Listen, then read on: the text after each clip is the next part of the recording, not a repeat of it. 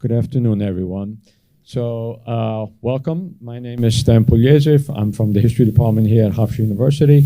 And welcome to this special edition of the Italian American Experience Lecture Series.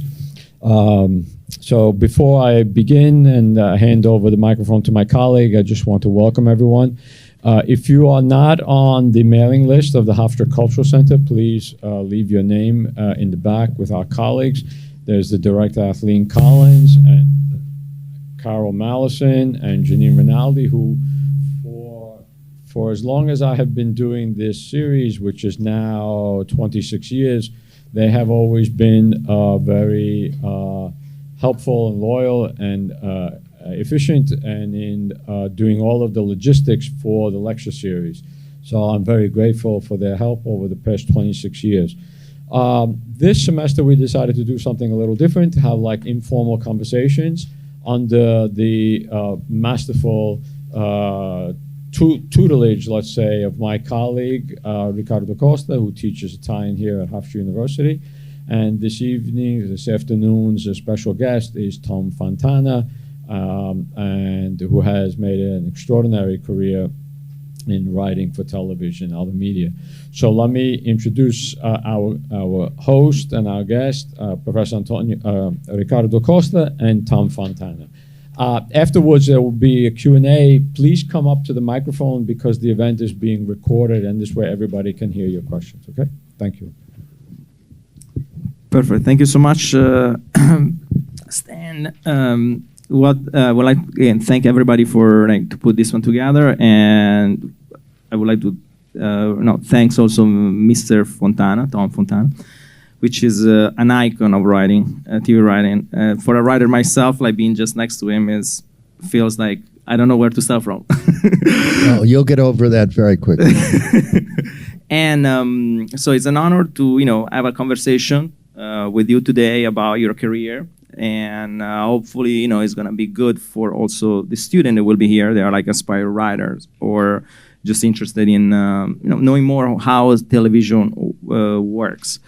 And yes, please, so ask questions. Again, is open for you guys, folks, to ask questions. So again, feel free, and I hope you enjoy this hour of more or less of conversation with Tom Fontana.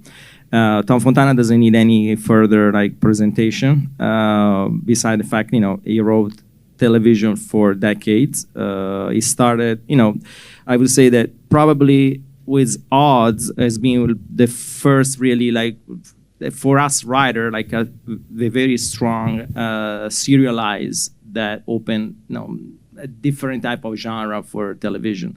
It was the drama, the social issues, the fact of being able to be the depth of narrative that is behind every character development. It was just unique. And I remember that we were watching it also as a school project because to analyze how the writing was and the character development was. So it's been really a masterpiece, a groundbreaking. And you work with many, many amazing talent and directors. I'm sure that you have plenty of experience to stories to talk about it. But one of the first, question that I would like, to ask you is, you have been writing and producing, and you're a drama, mostly drama shows. I want to kind of start from the question of irony, because irony has been a leitmotiv of many great writers like Chekhov, Jane Austen, and Pirandello. How do you think, how much is important irony in in a drama? What's the influence of irony? Do you see it as crucial, or is important, or not? Well, I've actually never thought about it, so now I have to think about it. I think that irony is useful. I don't think if you're doing episodic television then it has to become a style for the show you're doing. So I think if you choose to do a show that has ironic elements to it, then it's useful. But I can't say that I ever sat down and said I'm going to write an ironic scene I can think of. And what what drew you initially to become a writer? So there was some moment in your life that it was kind of like, okay, now this is what I want to do with the rest of my life? Well, when I was very young, my parents took us to see a stage production of Alice in Wonderland. And this big rabbit came running down the aisle going, I'm late for a very important date. And he walked right by me.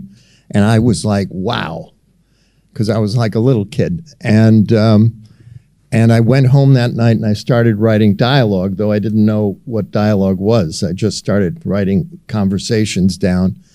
And so I've been writing forever. I've been writing dialogue forever. There was a point in high school when I thought, I wonder if I could actually do this for a living. And when I decided to move, I was born in Buffalo, New York.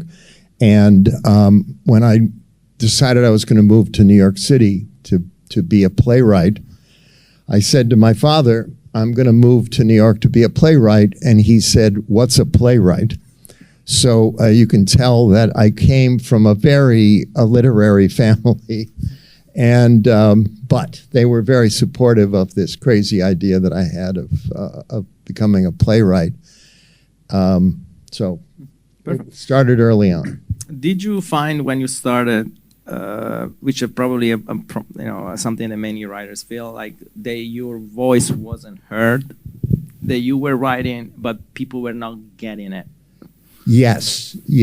I was, part of the problem though was I was trying to write to please other people. And the thing that you discover is you have to only write for yourself. And if you write honestly for yourself, then you don't really care whether other people like it or not. And then normally people start to like it. But when I was trying to be everything to everybody, my writing stank. So, yeah. And was there ever a moment that you were like close to give up? To giving up? To give up. Like, no, it's funny.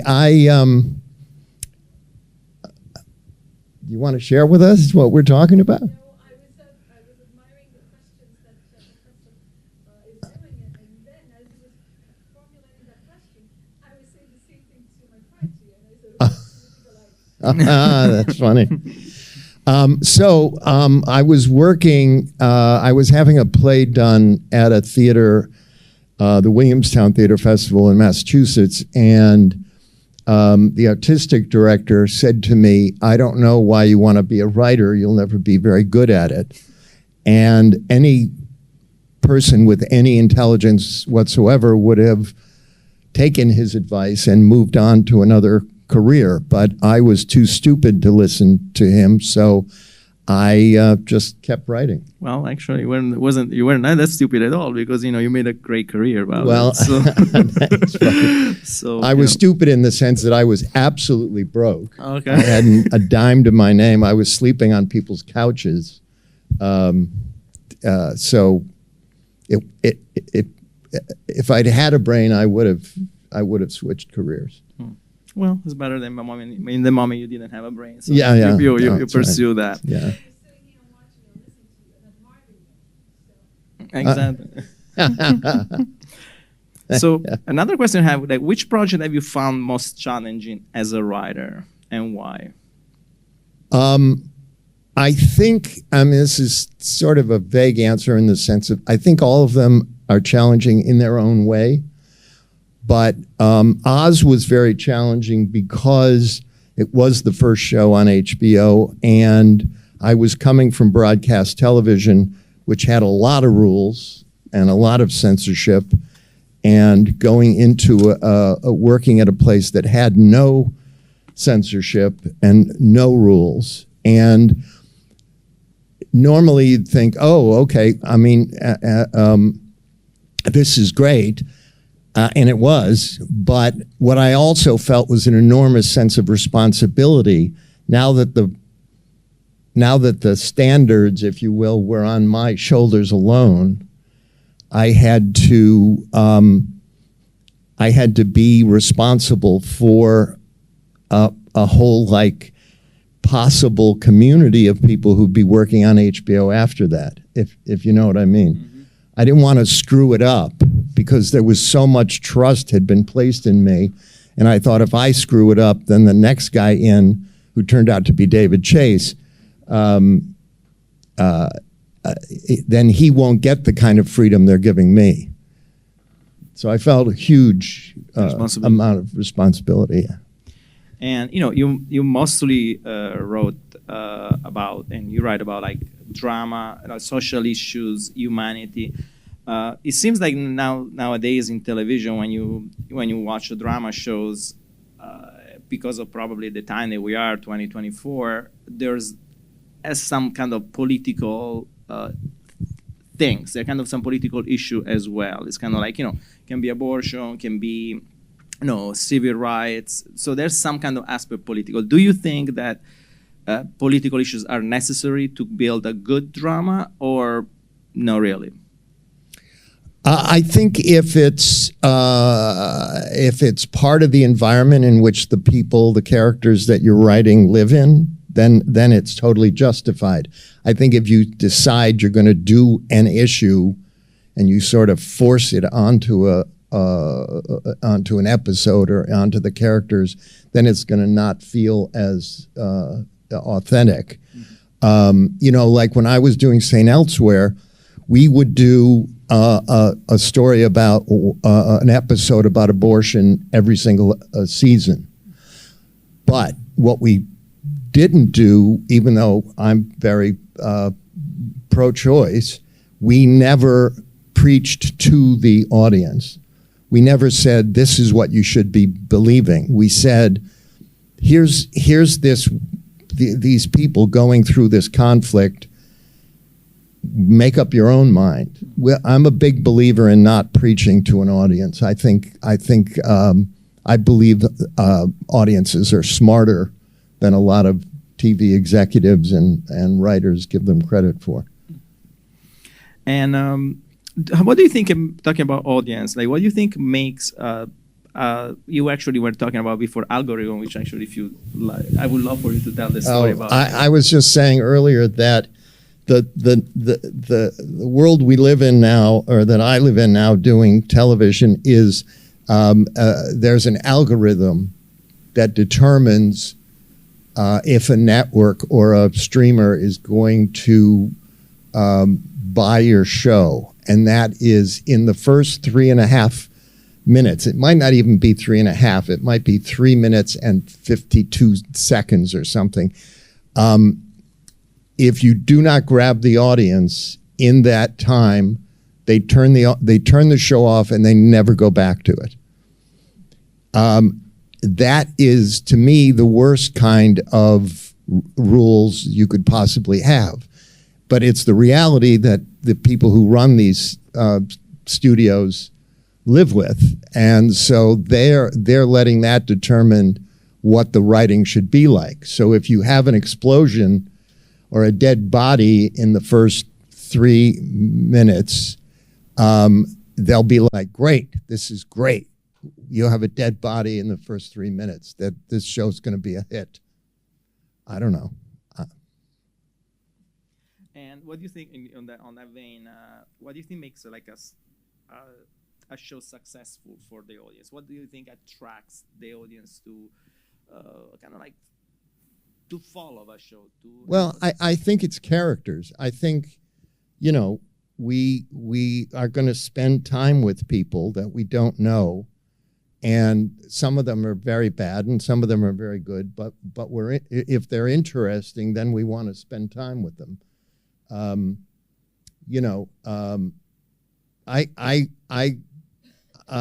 have this, which I'm going to use a swear word, I'm sorry.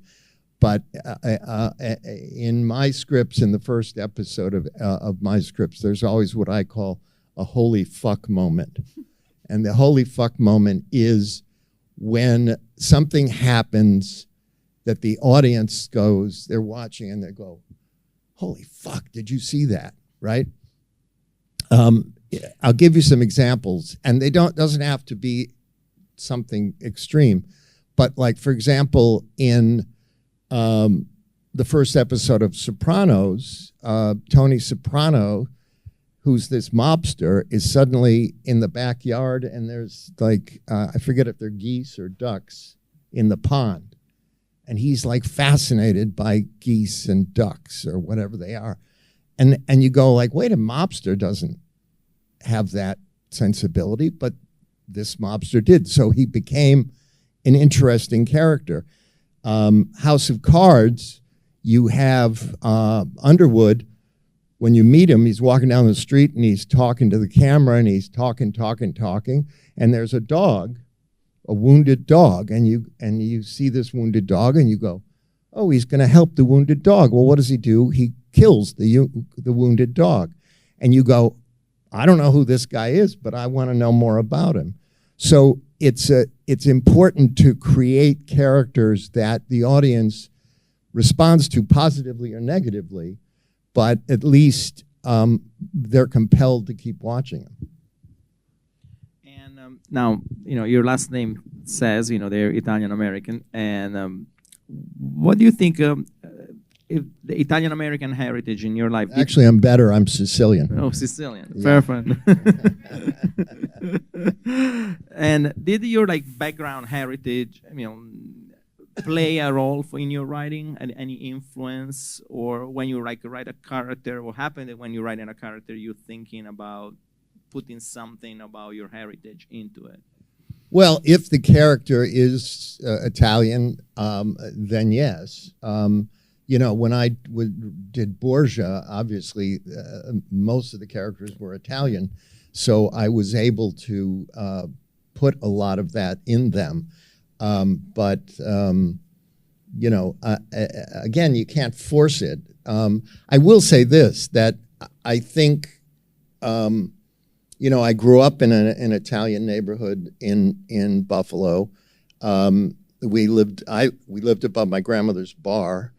So that also, I got a whole unique perception of the world by sitting in the bar as a kid. I think the values that I learned from my parents, my grandparents, and the community have stayed with me, and they're in my writing all the time. And do you find, we asked this question to the previous speakers, do you find that Italian Americans are stereotypes in television shows still nowadays? I think so, yes. I hate when there's an Italian mob guy. It just drives me crazy. I mean, unless they're brilliantly rethought, like the way that David Chase, who's Italian, did with Tony Sopranos, or Coppola did with the Godfather series. But just to see like a mob guy, it irritates me. Yeah. And do you think that, actually, talking about your career, talk about the Borgia. Why the Borgia? I mean, what was your fascination for the Borgia family? There was something that dragged you into it. Yeah, well, first of all, being Catholic, even though I'm a half-assed Catholic, I've always been fascinated by the papacy and the kind of, the first drama series on Netflix before House of Cards. And people said to me, oh my God, you've done it again. You're groundbreaking. You're so smart. And I'm like, no, they let me do the show I wanted to do. So it really is I stumble into these things as opposed to have some kind of grand plan of the universe. And you said before, don't let me start about AI. Do you think that AI is gonna eventually replace writing? Well, I think there's a possibility, but I'm very glad I'll be dead by then. That's my plan. My backup plan is to die before AI starts writing my stuff. And Because it is, I mean, here's the thing about AI. I see it as a tool, but what I know, at least not yet, it does not have a heart and it does not have a sense of humor. So I don't know how it can write like a human being. So I don't know. You know, we go through our lives and all the things that happen to us, good and bad, all become a part of our writing. It becomes part of our soul. And until AI has a soul, I don't know. yeah, no, I agree. I mean, I That's think, not to say they won't give it a soul or it won't create its own soul. Who knows Yeah. the way things are going. I guess it's probably good for research, but yeah, not for like writing things. And so you, why drama? Why, and not also like doing some comedy as well? Well, I think that every drama needs to have comedy. And I think that the basis of every good comedy is drama, is some serious situation. So I don't not do comedy. I actually thought Oz was the funniest show on television, but that tells you something about how crazy I am. But I always try to put humor in the stories, especially if you're doing something like a hospital show like St. Elsewhere was, or Homicide, which is about the murder police. These people, they face life and death every single day in the most extreme kind of way. And the ones that I know, the cops and the firefighters and the teachers and the doctors and the nurses, most of them have the most incredible senses of humor because it's a survival. They need it to survive. Because if you're just looking at the stuff you have to deal with, that they have to deal with, it's too relentlessly depressing, I think. And again, you're talking about like many different like type of political issues, but like social interaction, humanity. How important is, as a writer, like research, and how important is also work of fiction, of fantasy? How can you find a point in common, a synergy between those two?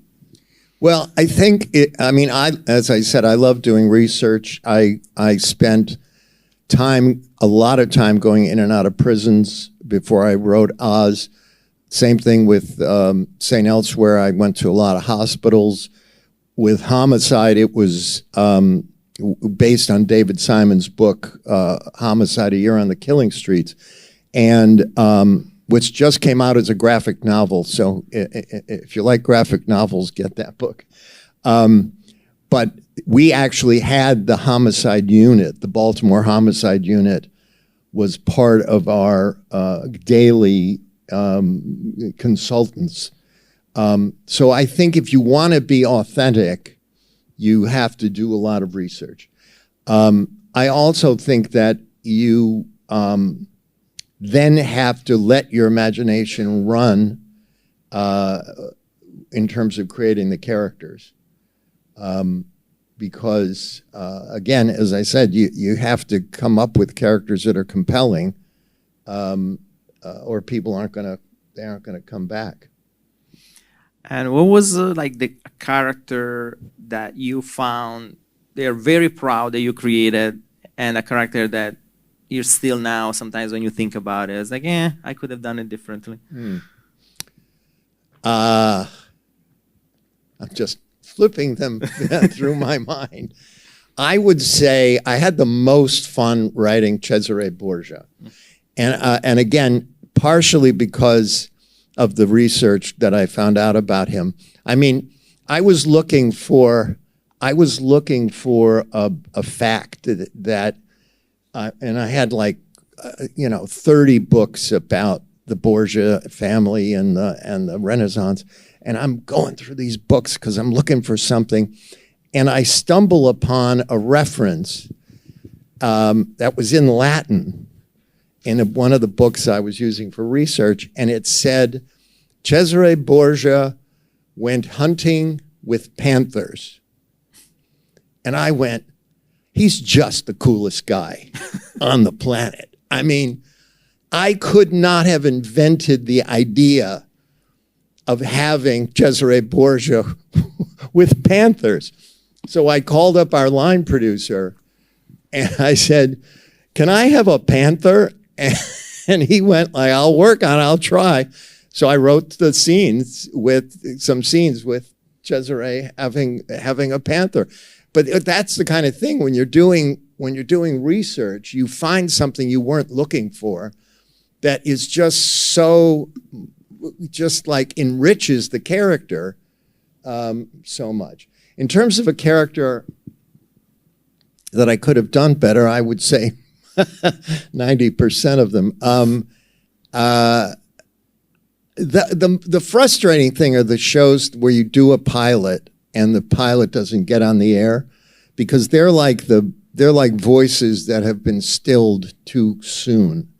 So I would say probably one of them, only because I never got the chance to really let that character live. Yeah. And talking about a show that you would love to write about it, that, you know, something like a dream about, can be like a biographical, historical, or like a topic that you would like to explore, and a show that you didn't write but you would have loved to have written. Oh boy, those are tough questions. So a show I've yet to write. Yes, if you will, like a topic is about a topic or something. Yeah, no. There's a couple of things that I'm working on right now that I would like to write, but I don't want to get too specific. Yeah, I don't want to get too specific because. And in terms of one that I didn't write that I would like to have written, I'm going to go way back in time, before anyone in the room other than me was born. There was a show on TV called Naked City. And the Naked City was a cop show set in New York City, and it was mostly shot on the street. But it was, I remember watching it, I was probably 10 when it was on. And I remember watching it with my family, and the stories they did were just so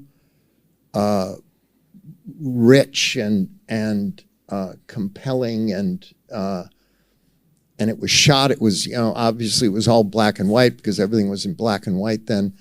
But it was a show that I probably inspired me to become a television writer. I mean, one that's on currently, I'm very bad about watching what's on currently. I don't know. Right now I'm watching Franklin. Anybody watching Franklin? See, I love history, so I started watching it because my friend Tim Van Patten directed it.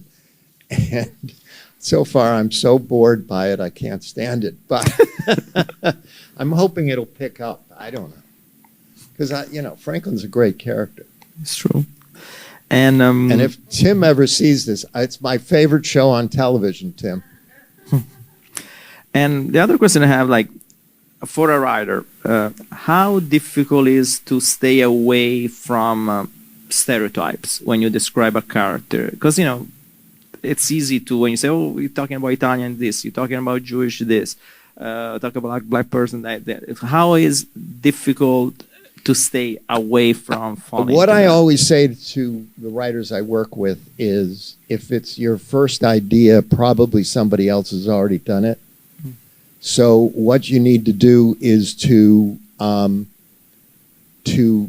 take the idea you have and go 180 degrees away from that idea, and then see how that works, and you may end up coming 180 degrees back to the original idea of the character. But it's easy to just fall into, I'm just going to do what I've seen before, and I think writers have to fight that. So. Do you think the executive, because of the numbers, that's kind of like they pressure the writers to write something that people already know instead of like? Yeah, I mean, I think there's a pressure to do certain elements that we're all used to seeing, but then the added pressure becomes doing it in a way that we haven't seen. You know what I mean? Mm-hmm. Adding an element to it that we haven't seen. I just did a series called Monsieur Spade. That was Sam Spade, the character from the Maltese Falcon, 20 years after the Maltese Falcon, and he's living in the south of France. And a lot of people have tried to do noir, we'll do a Sam Spade, movie, or a movie that has a kind of noir feel to it. And what Scott Frank and we did it together. Scott did The Queen's Gambit and Godless. And what we wanted to do was almost do the anti-noir, in the sense of, here we took this iconic character of Sam Spade, made him middle-aged, and one of the first scenes you see him, he's getting a prostate exam. So there's a doctor with his finger up Sam Spade's butt.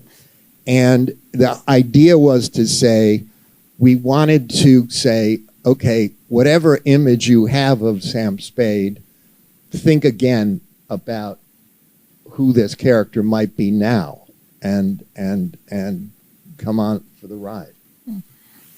And talking about, it was actually, I was talking yesterday with some writers, fellow writers, for lunch, and we were talking about like politically correctness as writers. The fact, the writer of Call Me by Your Name was, we were having lunch, and he was saying, a movie like, he was looking at a picture in my kitchen with Audrey Hepburn in Breakfast at Tiffany, and he was saying, like, a movie like this one, we could not do a movie like this one today with a Mickey Rooney playing like an Asian guy. And it's like we have to consider so many aspects, sensitivity, that in a certain way is not really, it's kind of like a little bit frustrating. What do you think about that? Do you think that political reconnaissance is getting to a point of well, I think it's important in the sense that it's about time for these things to have straightened out. I do think that any time, and this is not just true in the business, this is true in society, any time you are correcting a problem that has existed for a long time, you go too far to the other extreme, and then you find the middle of that. I mean, and when I say you, I mean society. We go too far, we should go too far, but no one wants to be on the extreme, or I won't say no one, but most people who live, have houses and cars and children in school, they don't want to live on an extreme. They want to live in the middle. And that's eventually where these things get back to, I think that's true of the country right now. And without getting into politics, I do think that we are testing this country, but I do believe in the middle of the country. I believe, and it might be just because I come from a Sicilian family in Buffalo, New York, but I believe in the middle of the country, that the values and the understanding of how people should function toward each other will find its way back to the middle. And you, as a writer, have you faced yourself like with with an executive or producer, a situation where they told you, no, you cannot write that. No, that's not going to happen. And if that happened, how did you respond? In terms of race or gender, No, or in general, like oh no, something yeah. I mean, I've had so many fights with the censors over the years. It's, I mean, it's, yeah. I mean, And how do you respond to that when an executive tells you, no, this is not going to be? Well, it depends. I mean, I remember we were doing a story. I wanted to do a thing about a teenager who was doing autoerotic asphyxia, right? And the head of the censors said to me, quoted a statistic about the danger of showing this on TV with a teenager, that it could encourage people. So I didn't do that story because I didn't want the show to be responsible for any deaths or anything like that. I will tell you a little story about, again, this is when we were doing St. Elsewhere.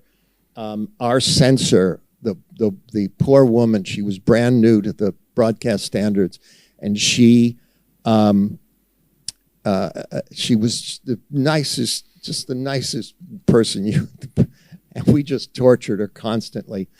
And she also did the Smurfs. She did St. Elsewhere, this really hardcore medical series, and the Smurfs. And whenever she would give me a note that I didn't want to do, I would say, I'll do it. If you explain to me, where did baby Smurf come from? Because there's all these men, these male Smurfs, and there's the one woman Smurf, and then there's the baby Smurf. Where did baby, you answer that, and I will make the change. And she would yell at me and say, come on, you can't use that one. But one time we did do a thing where I had put in that the character played the pud horn, which is a masturbation joke. Okay. So we put it in, he plays the pud horn. And she calls me and she says, well, you can't say that. It's a masturbation joke. And I said, no, it's not. And she said, what do you mean it's not a masturbation joke? I said, the pud horn is a very famous instrument from the 14th century. And she goes, it is? And I go, oh, yeah, no.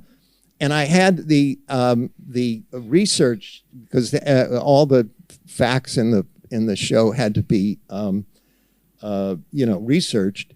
And I called the head of research and I said, do me a favor. And in the document you send out, put a whole thing, Eric von Pud, the inventor of the pud horn, and his dates, and the whole, played for King Louis the 12th or whatever, And she and the researcher put it in, and the poor woman, she calls me up, the censor, and she's like, I am so sorry. I honestly thought you were doing a masturbation joke. I'm so sorry. And I went, it's okay. It's all right. Don't worry about it. And it went on the air, pud horn. So terrible. I was very badly behaved when I was younger. Well, it helped. So I have the last question before I open to the Q&A, which is because you spoke about passion for research and history. Beside Borgia, which you already done, there is any other like Italian or Italian American historical figure that you like to write about? I have been working on a thing which I have not been able to sell about Julius Caesar as a teenager, because I think the whole kind of Roman Republic part of the story is no one ever seems to want to tell that part. They want to start with the Ides of March and then get to Augustus. They want to, and the Roman Republic to me was so fascinating. So I've been working on that, but I haven't been able to sell it yet. And the other thing I'm working on is, without going into too much detail, it's called God's Gangster, and it's about a Catholic priest who was raised in Chicago. His father was Al Capone's chauffeur, and this priest became an archbishop in the Vatican, and he ran the Vatican Bank. It's a true story, and he basically was one of the most corrupt people of the period, but because he got things done for the popes, they kind of looked the other way until finally they went, okay, we gotta get rid of this guy. So it's a fascinating story, and there I am back at the Vatican. But it's a fascinating story about a man who is doing the worst things to help do the best things. You know what I mean? I mean, like he's helping to raise, by his corruption, he is giving money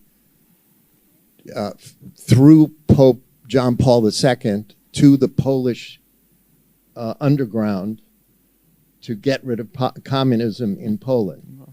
I mean, it's a very bizarrely screwy story that I hope we'll get to do. Oh, sounds very, very interesting. Perfect. So I would like now to open for you guys to a question for Tom here. Please come to the mic. I've stunned you all into silence. I just want to say it was fascinating listening to you. And Professor Costa, I'm so happy. You have to bring him back. Because more people must listen to him. Maybe it's because you interjected you're Sicilian, I'm Sicilian. And I love that every time you mention it. And about stereotyping, I was at an event just recently, and the person who was speaking was a lot of dignitaries there, and the person who was speaking said, mentioned, oh, you know, we were told that we are this, that we are that, that we're that. And I said, would you stop doing that? You're promoting it. Yeah. Stop. Enough. It's 2024. I had enough of this nonsense. Yeah. You know, we are not what we used to be. We are different now. So stop doing it. No, I think everybody you can't hear me?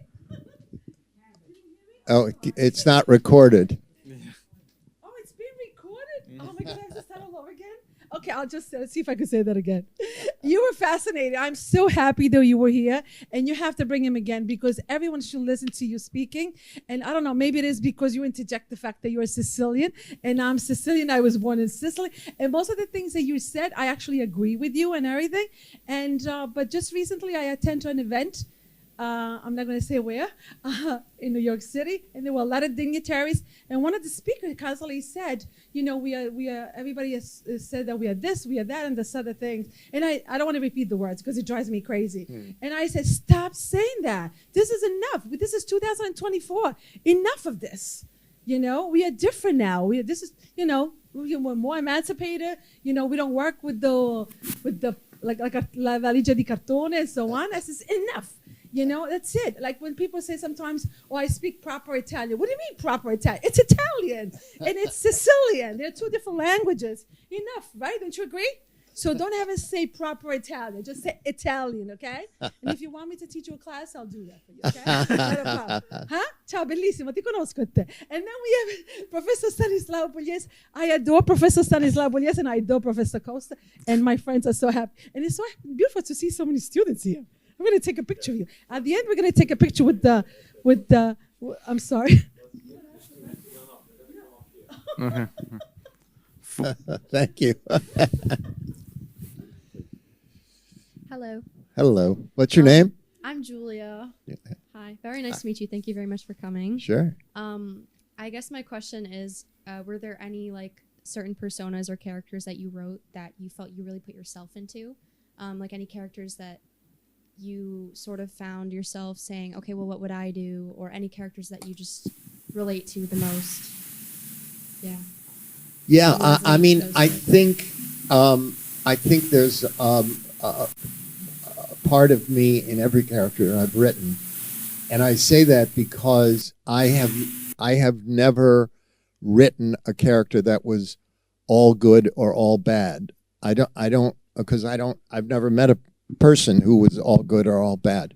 So for me, I'm constantly asking myself, well, what would I do in this particular situation, even though my background might be totally different than the character I'm writing, you know. Yeah.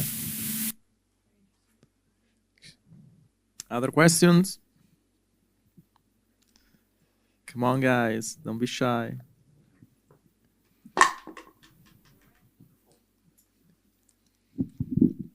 Hello, Hello. What's your name?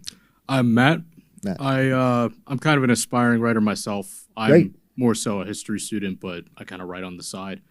I'm currently taking a course called Writing What You Know, and it's all about writing what you know, writing about your experiences, writing what you want. And I hear this. I was here at another event that my professor was hosting with another writer, and they went back and forth on whether, you shouldn't write exactly what you know, you should write what you see. And then the professor was like, oh no, you should only write what you know.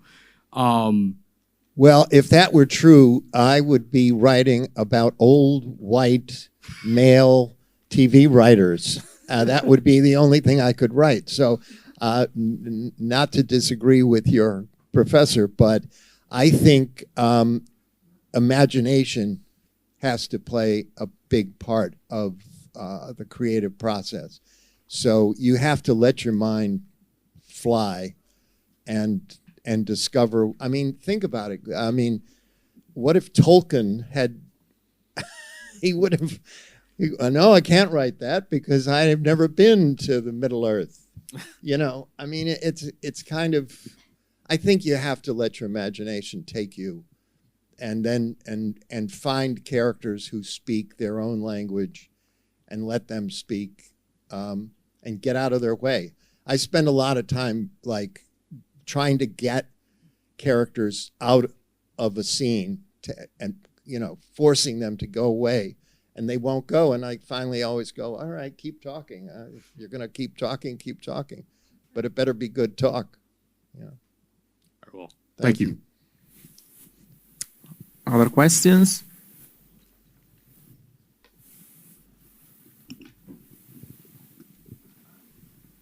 Hi, I'm Nick. Hey, Nick. Thank you for this great conversation. It's very insightful about hearing about your experiences. You had mentioned earlier that your show Oz was challenging because it was the first one on HBO. No really censorship, no rules to what you could write about. So do you feel that your writing kind of adjusted to these new censorship, that you don't have any? And in what themes or elements did you see in Oz that you haven't really incorporated in previous works? Well, the thing, I mean, first of all, there was the language, which on broadcast television, you couldn't say a lot of words, and now I could use any word I wanted. But more importantly, it was about the violence, because what I didn't want to do was violence just for the sake of the violence. I wanted the violence to come out of character and have consequences. And a lot of television, either the consequences are, oh, the bad guy goes to jail, which is, you know, which is fine, or the violence just is there to make you go, oh, you know, so you're still paying attention. And I just think if you're gonna show violence, and it's true of sex as well.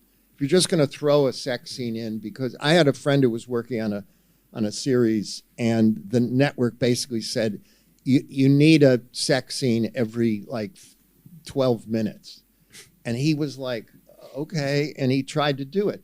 I mean, you just can't put stuff in just for the sake of making the network happy.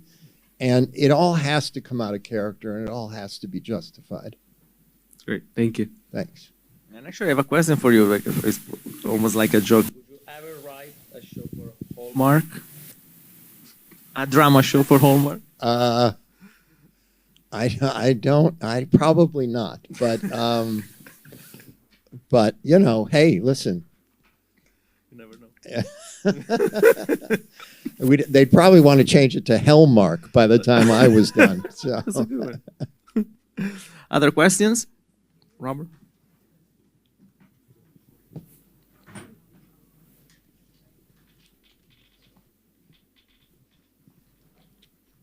Okay.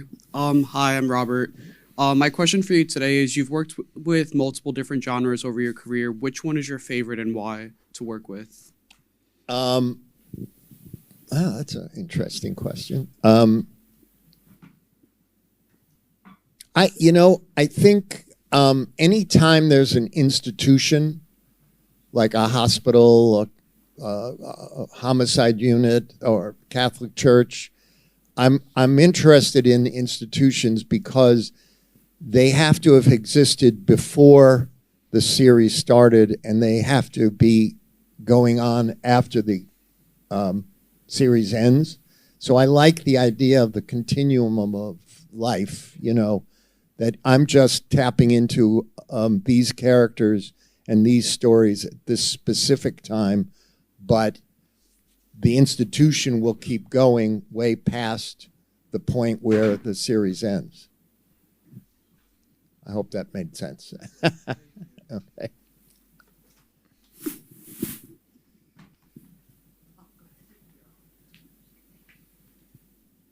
Hi. Hi. Thank you for coming. Yeah. What's your name? My name is Mary. Mary.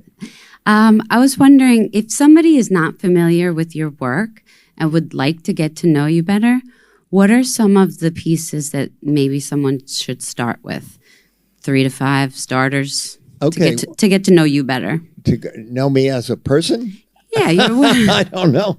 Well, to get to know your work better. My work. Your art. Well, I would start with Monsieur Spade, which is the show I was talking about that I did with Scott Frank, because it's currently on. You can get it. Some of the shows, like Homicide, is not yet streaming, but it is going to. But I don't know when that'll happen. So I would say Monsieur Spade and Oz. Though I'll tell you a funny story about Oz. Very dear friends of mine were watching it, husband and wife, and they were lying in bed watching the show, and my friend Nancy, something happened, and she said to her husband, "Turn it off, turn it off, turn it off," and he turned with the remote. He turned the show off, and they sat in the dark for about a minute, and then she went, "All right, turn it back on." And he turned it back on. And I said to her, "Well, Nancy, as long as you said turn it back on, I don't have a problem with you saying turn it off." But there are moments in it that it's a tough show to watch. But I don't know. It's hard for me to, what else have I done that, I don't know. That's about as, okay, start with those two. I think you'll love Monsieur Spade because it's Clive Owen, and it's set in the south of France. It's on AMC or AMC Plus or Acorn, whatever that is. So, Hi, fascinating interview. Thanks. Thank you. My name is Jovanina. hi. I have a story that I think could be a very interesting screenplay. Uh-huh. It's sort of autobiographical, but goes into my family. There is also like a crossover with a very famous movie with my family, The Godfather. My uncle was Al Lettieri, played Sollozzo. And my family did have real connections in that world. And it is a beautiful story there. Beautiful, the gangster thing, some of it, I don't want it to be from that perspective, Right. sort of from the little girl's point of view growing up and whatever. But I've started a little treatment. Where do you go to really, how would I start to really make this happen? And then are there copyrights of things because now you may overlap into the movie? Well, yeah, the movie, that part of it will be tough because Yeah. depending on how much you use of it, because that is all copyright. Right. I would get a screenplay, a copy of a Put something screenplay, together. which you can get online, of a screenplay you admire or that feels similar, or even the Godfather screenplay, which is available. If it's not online, there's definitely a published version of it. And I would just study the way that it's laid out, and then see if that helps you make write the script out. Right. And I mean, would I need to, I feel like there's people in the industry maybe I would need to reach out to eventually when I really have something to show. But so you're saying look at other screenplays. Yeah. basically. In order to figure out how to write the screenplay, I Right. think look at other screenplays. Right. And, Okay. yeah. Thank you. All right. Appreciate Good luck with that. Thank you. Other questions? Nobody?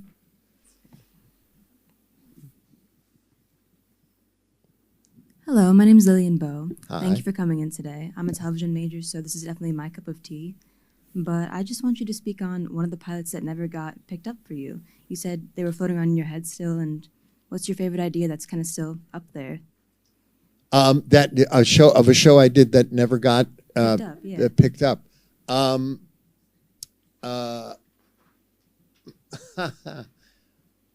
Again, there's a couple, so I'm trying to figure out what the best one would be. Well, I did one about the mayor of New York. Bobby Cannavale played the part, and was actually a good cast. Amy Ryan, and anyway, because I've never really written about politics that specifically, and I thought it'd be interesting. I mean, I love New York City. I love living there, and so I thought it would be interesting to see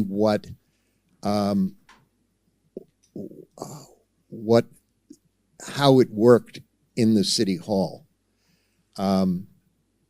So I guess that I'm sure by the time I get in the car and head back to Manhattan, I'll have 5 other ones that I would have preferred to tell you, but that's the one that comes to mind right now. I appreciate it anyways. Thank you. Thanks.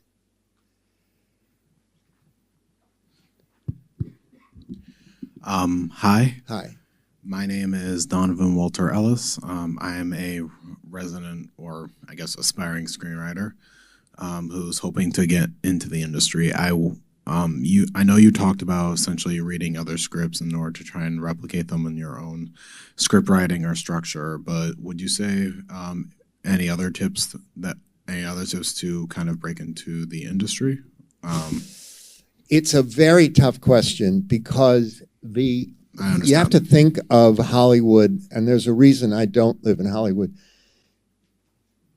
You have to think of Hollywood as this very, very, very high wall that they've built to keep everyone out because they don't want any competition there. So they've set up a whole world, agents and managers and all these people you have to get to and get through in order to get your screenplay done. So all I can say to you is you just have to write the best you can, and then anytime you can. The problem is if you don't have an agent, you can't, for example, if you said, oh, I have my screenplay, can I give it to you? I can't read it because I'm not allowed to read it unless it comes through an agent. You see what I'm saying in terms of the way they complicate things. But anyway, I would just keep writing, and I truly believe that good writing eventually gets seen. Thank you. Okay. And I'm assuming we'll talk later. Other questions? Not Stan? Tom, could you talk a little bit about the difference between writing an original screenplay versus an adapted screenplay? And specifically, what work of literature or book that you would really like to get your hands on, and someone come to you and say, okay, can now adapt this, novel or whatever for a screenplay for the screen?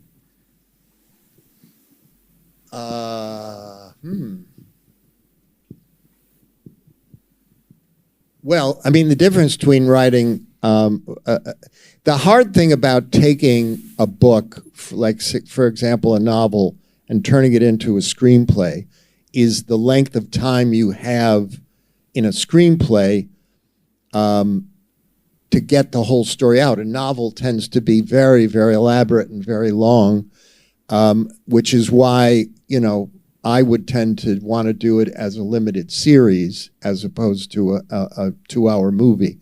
In fact, when the publisher of David Simon's book, Homicide, sent it to my business partner, Barry Levinson, to make it as a movie, Barry read it and said, there's too much here to make it into a movie.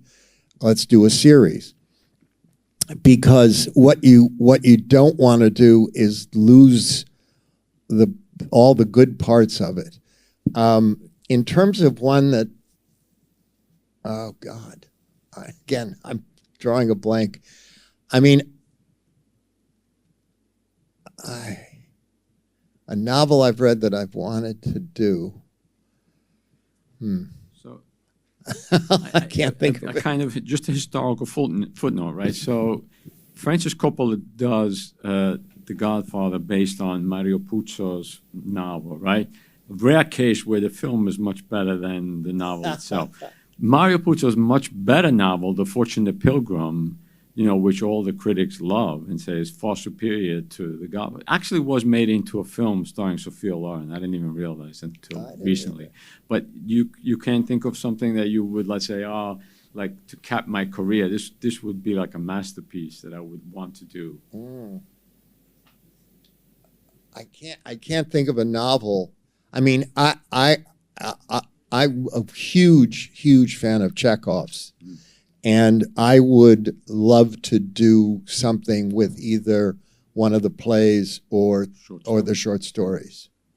Because I just think Chekhov is extraordinary in the sense of that his people are so genuinely human and heartbreaking and ridiculous. To me, they're just perfect, the characters he writes. Or wrote, I should say. He's not writing anymore. We're in spirit. Okay, well, there's no other question. I want to thank again, like Tom Fontana, for coming here with us. My pleasure. Thank you. It was a pleasure, and Professor Pugliese as well for co-organizing the event. And if you have any question, then you can ask. Thank you for everybody for coming.